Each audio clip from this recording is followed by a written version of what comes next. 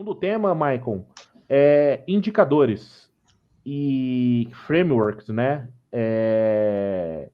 Eu queria um pouco falar sobre isso, porque como a gente é gestor, às vezes a gente quer ser muito operacional, como eu coloquei antes, e a gente esquece de ver números. Na minha opinião, gestor tem que olhar números, tem que olhar performances, né? Performance de região, performance de, de vendedor, né? Performance de produto, qual que é o produto que está saindo mais e por quê. Né? Uma vez, Michael, eu conversei com um grande diretor comercial, eu não vou falar o nome da empresa aqui, obviamente, por questão de ética, de compliance, mas ele tem mais ou menos 60 RTVs abaixo dele, e quatro gerentes, né, abaixo e abaixo dos gerentes os RTVs, ATVs e tudo mais, 60 ao todo. E aí eu perguntei para ele uma simples pergunta: qual é a região que tá dando mais lucratividade? Quantas visitas, né, o seu melhor vendedor faz? São perguntas assim que que um CRM, por exemplo, assim, em 2, 3 cliques você responde a essa pergunta. E olha que o cara tem 60, que o gestor, né, o diretor, tem 60 RTVs abaixo e ele não conseguiu me responder. E aí, o que eu tiro dessa lição, né, vendo outras pessoas errarem, é, que o feijão com arroz, que é os indicadores, né, são as métricas de vendas, é extremamente importante para a gente tomar uma decisão. Porque você está jogando o jogo no escuro, né, Mike? Se você não vê Total. indicador, você está no escuro atirando. Qual que é a chance de você acertar? Você vai acertar? Vai acertar, mas eu prefiro ver números, né, e começar a ser sniper ao invés de ser Rambo, né, metralhadora. E aí eu queria Sem ouvir um falar pouco que, de. sem falar que atirando para tudo quanto é lado, você vai prejudicar muita gente no meio do caminho, né? Então tem tudo isso, né? Se queima bastante, né? É. E eu, e eu queria ouvir um pouco você sobre isso, assim, sobre indicadores, frameworks, como que você vê isso, quais são os indicadores mais importantes, assim, para revenda agrícola, por exemplo, como que você enxerga isso? Renato, eu acho que assim, ó, como você mesmo disse, né? O básico bem feito. Se a gente levar em consideração o básico, vamos pegar em primeira coisa que o gestor precisa entender: ninguém controla faturamento. Por quê? Porque a gente não tem poder sobre o resultado final. Eu vou lá, coloco uma expectativa, eu coloco um determinado número e eu preciso me preocupar assim, como é que a gente vai fazer para chegar naquele número? Pensando de uma forma extremamente simples, eu preciso dividir. Eu olho lá para o meu faturamento e aí eu simplesmente vou buscar entender assim, olha, qual é o ticket médio que eu consigo fazer em produtores que têm o determinado perfil ideal que eu já escolhi para trabalhar. Então vamos pensar que eu tenho o meu 1 milhão de faturamento, usando um número redondo e um exemplo. Se eu tenho um ticket médio de 100 mil reais, eu tenho que minimamente fazer venda para 10 produtores. Se eu Não tenho que precisa, fazer venda, não precisa ser economista para fazer essa conta, né? Doutor em exatamente, economia. zero. Se eu preciso fazer uma venda para 10 produtores, eu tenho que saber que eu não vou conseguir prospectar os 10 e vender para 10.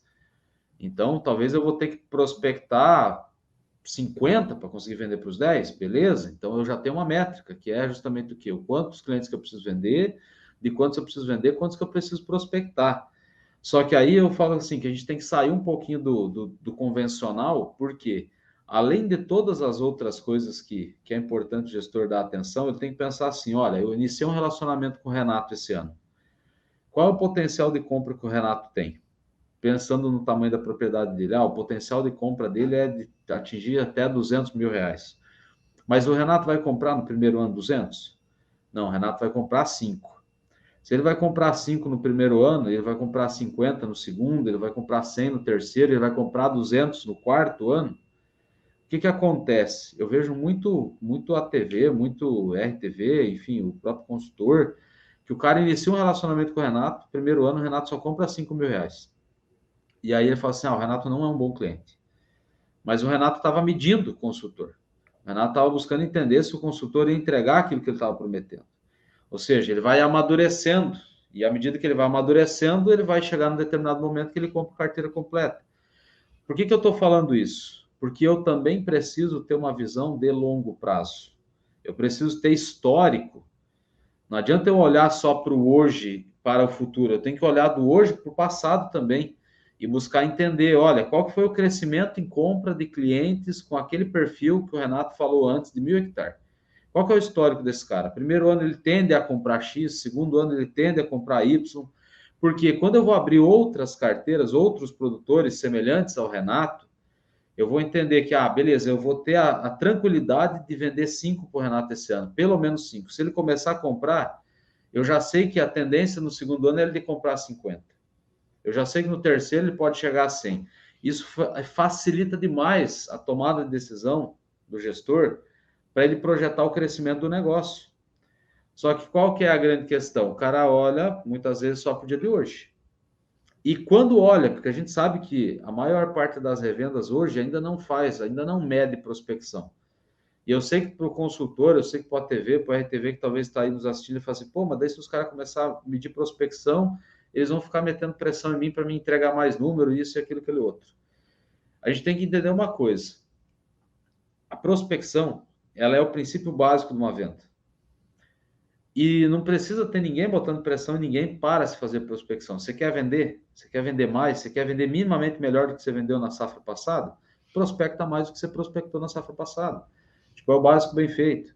Aí, pensando em ferramentas, uma das coisas que eu vejo, assim, que às vezes a gente fala para o gestor, fala assim, olha, qual é a proposta, qual que é a proposta comercial, ou melhor, qual é a proposta de valor que você tem para atender um determinado público? Proposta de valor? Como assim? Fala assim, proposta de valor, porque para você atender um produtor médio, pequeno, de acordo com a tua região, de acordo com a tua carteira, o tipo de oferta que você vai fazer para os caras, a comunicação que você vai usar com esse cara é diferente daquele cara que você vai buscar que vai te entregar um número maior. Ou seja, ter esse entendimento, o que é valor para o Renato, o que é valor para o Maicon, e desenvolver isso com a equipe para fazer com que isso se torne cultura do negócio, é extremamente fundamental. Ter um roteiro, ter um processo de vendas, um processo comercial bem alinhado, bem definido, entendendo o que precisa acontecer, né? A gente olhar literalmente para a linha de produção de uma indústria e pensar no processo comercial ali dentro. Quais são as etapas, né? Quais são as barreiras que esse meu lead, que é a minha matéria-prima, vai percorrer até eu sair com uma venda pronta? Onde é que eu estou perdendo muita matéria-prima que eu talvez preciso dar uma atenção especial? Então, assim, se a gente pegar em cima desse contexto aí, a gente conseguiria ficar muitas horas aqui discutindo. Mas o básico bem feito é o que eu falei: número de venda pelo ticket médio, para você saber quantas vendas você precisa fazer. A partir disso, vamos trabalhar em cima da prospecção para conseguir chegar nesse resultado.